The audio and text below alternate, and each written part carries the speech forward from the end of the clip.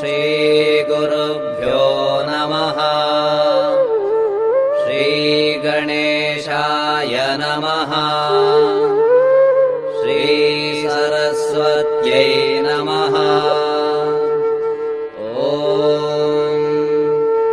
सोदितस्वातिरिक्तारिसूरिनन्दात्मभावितम् सूर्यनारायणाकारम् नौमि चित्सूर्यवैभवम्।